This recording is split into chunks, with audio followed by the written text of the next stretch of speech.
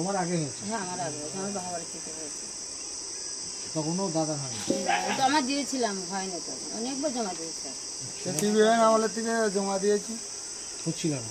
না এখানে সেরকম গরজ করে কেউ লোক নেই রাস্তায়।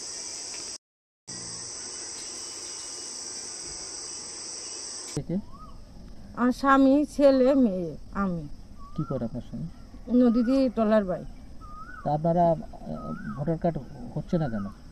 আমার বাবা মা এই দেশেও না, তার জন্য হচ্ছে না। বাবা মা বাংলাদেশে, তার জন্য হচ্ছে না। আর এই তো আরো অনেকেরই তো হয়েছে, তারাও তো এসছে। তারা করেছে, টাকা পয়সা দিয়ে করেছে, এই দেশে আইছে, তারা অতদিন আইছে, টাকা পয়সা দিয়ে করেছে, তাইতে হয়েছে। আমরা টাকা পয়সা দিয়ে করতে পারিনি, তাইতে হয়নি। টাকা দিয়ে হচ্ছে এগুলো? হ্যাঁ টাকা দিয়ে হচ্ছে। টাকা দিয়ে ছাড়া কি দিয়ে হচ্ছে এগুলো? কোনো রকম যাচাই করা হচ্ছে না। আমরা কতবার জমা দিয়েছি, কতবার কিছু করেছি, আমরা কোনোবার পাইনি। কি বলছে? বলে তোমাদের মা বাবার নেই, তোমরা কোথাও এই দেশেও না, তো তোমাদের কি করে হবে? সরকারি সুযোগ সুবিধা পান? পায় শুধু রেশনের ওই 3 কেজি করে চাল পাই, তাছাড়া কিচ্ছু হয়নি। ওইখানে দেরি হলো, ওইখানে অনেকবার জমা দিয়েছি, হয়নি। এই করতে করতে কত কিছু করতে করতে তারপরে কিছু পয়সা করে দিয়ে করতে হয়েছে। টাকা পয়সা দিত না? অল্প কিছু দিয়েছি। কত টাকা দিয়েছিল? ওই 10,000 টাকা মতো দিয়েছিল। কাকে দিলেন টাকাটা? টাকাটা ওই পার্টির লোকে দিয়েছিল। কোন পার্টির লোক? এই তো তৃণমূল লোকে দিয়েছিল। কি নাম তার? তার নামটা স্যার আমি ভুলে যাচ্ছি। অনেকদিন 5-6 বছর আগে করেছি তো, 4-5 বছর হয়ে গেছে।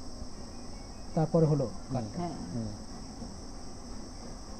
তা আপনার জন্ম সার্টিফিকেট আছে? না, জন্ম সার্টিফিকেট নেই স্যার। আপনি কি মনে করেন আপনি বৈধ ভোটার, এদেশের নাগরিক হিসেবে? স্যার আমি কি মনে করেন? বৈধ বলতে স্যার আমি বইটা বুঝতে পারছি। আপনি কি দেশের নাগরিক কি মনে করেন? এই দেশের নাগরিক যখন 35-40 বছর এসছে, এই দেশের নাগরিক তো হওয়ার যোগ্য তো। আমরা তো এই দেশে জন্ম নয়, যার সার্টিফিকেট নেই। না, আমার জন্ম সার্টিফিকেট নেই। আধার কার্ড আছে? হ্যাঁ, আধার কার্ড আছে, প্যান কার্ড আছে। আধার কার্ড, প্যান কার্ড। আপনি সরকারি সুযোগ সুবিধা পান? সরকারি সুবিধা বলতে এই রেশন পাই, রেশন পাই, এই আর কিছু। আপনি কি করেন? আমি এই মৎস্যজীবী কাজ করি, জাল বাওয়া কাজ। আমার নামটা একবার বলুন। দেখুন, আমাদের পরিষ্কার একটাই কথা, যেই 3টি গ্রাম পঞ্চায়েতে কয়েকটি করে বুথে অস্বাভাবিক ভোট উঠেছে, সেগুলোকে আমরা একটা অভিযোগ করেছি প্রশাসনের কাছে, নির্বাচন কমিশন তাদের কাছে করেছি। তারা তদন্ত করে দেখুক যে আমাদের বক্তব্যটা সঠিক কিনা। 1, 2, এক্ষেত্রে যে লোকগুলো ভোট উঠেছে, এ অর্থে আমি বলবো তাদেরকে উৎসাহিত করা হয়েছে। তারা দীর্ঘকাল এখানে আছে, কিন্তু তারা কখনো ভোট তুলবার জন্য এত আগ্রহী ছিলেন না। কিছু দালাল চক্র আর কাকদ্বীপ এসডিও অফিস এবং বিডিও অফিসের কিছু সরকারি কর্মচারী আমলা, তার সঙ্গে নামখানা বিডিও অফিসে বা যারা নামখানা ব্লকে এই নির্বাচনের কাজটা করেন, তারা এই অনিয়ম এবং এই চক্রের মধ্যে জড়িয়ে আছে, যুক্ত আছে। তাদেরকেই প্রশাসন বার করুক, সেটা তাদের কাজটা আমাদের নয়।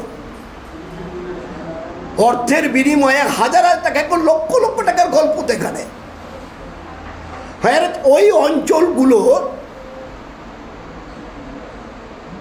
যারা born and brought up in Indian, এই দেশীয় যারা, সেই বুথগুলোকে যদি আপনি কোয়ারি করেন, আপনারা দেখবেন যে সেখানে ভোট উঠছে অতি সামান্য মাত্রা, এবং তারা 6 নম্বর ফর্ম তারা যখন ভোটের কাজ হচ্ছে নিয়মিতভাবে তখন তুলছে। তারা কিন্তু অনলাইন প্রসেসে প্রায় যান না। কিন্তু অনলাইন প্রসেসে এদেরকে দিয়ে দিয়েছে, এদেরকে করিয়েছেন এরাই। এদের অনলাইন প্রসেস সম্পর্কে বেশিরভাগ মানুষের কোনো আইডিয়াই নেই। তা তারাই তদন্ত করে দেখুক। আমরা বরাবরই বলছি, আমরা বরাবরই বলছি তারাই তদন্ত করে দেখুক।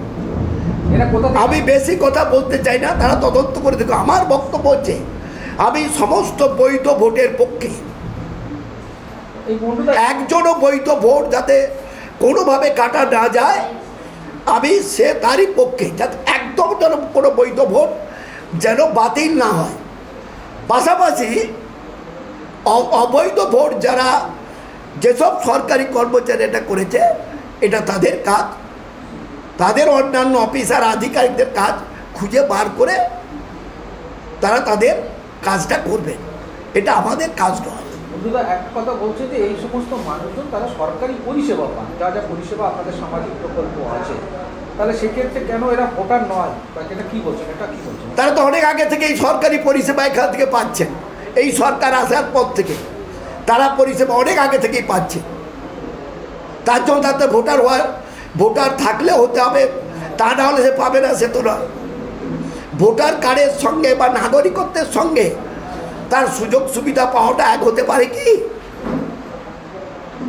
তা তো এর আগে থেকেই পাচ্ছেন, অনেক আগে থেকে পাচ্ছেন। এই সরকার যেদিন থেকেছেন পরপর যে প্রকল্পগুলো দিয়ে যাচ্ছেন, সেই প্রকল্পগুলো তিনি এবং তার পরিবারের যে যেমন আছেন তারা পেয়ে যাচ্ছেন। তখন তো তাদের মনে হয়নি যে আমাকে ভোটার হতেই হবে।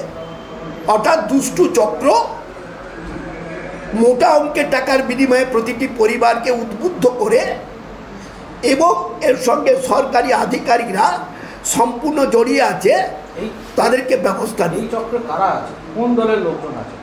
এই চক্রে কারা আছে তারাই বিচার করে দেখুন। তবে আমি একটা কথা বলে দিলাম, যারা থাকবে, যারা আছে, তারা শাস্তি পাবে। তার জন্য আমরা নিজেরা খুঁজতে যাব না। শেষ প্রশ্ন বন্ধুরা, বিরোধী দলনেতা শুভেন্দু অধিকারী বলছেন যে সনাতনী হিন্দুদের ভোট বাদ দেওয়ার জন্য এটা একটা চক্রান্ত চলছে। প্রত্যেকে আমরা সনাতনী হিন্দু। উনি যে কথা বলছেন সর্বৈব অসত্য, সঠিক নয়। সনাতনী হিন্দু মানে ওনাদের যিনি স্টেটমেন্ট দিয়েছেন কাকদ্বীপে, তিনি একটা জায়গায় বলেছেন, কি বলেছেন? আমরাও ভুয়া ভোটার ধরবার জন্য আমরাও তৈরি হচ্ছি। দেখবেন ওদের একটা স্টেটমেন্টে আছে। আমরা পরিষ্কারই বলছি, ওইসব সংকীর্ণ স্বার্থে ওইসব সনাতনী এটা ওটা এইসব কথা বলার কোনো যুক্তি থাকে না। এগুলো অযৌক্তিক কথা। দেশের স্বার্থে আমাদের বক্তব্য সাংবিধানিক নিয়ম অনুযায়ী, ধর্মনিরপেক্ষতা অনুযায়ী এবং দেশের নাগরিকত্বকে সুদৃঢ় করবার স্বার্থে আমাদের বক্তব্য সঠিক, যেটা আমরা বলেছি।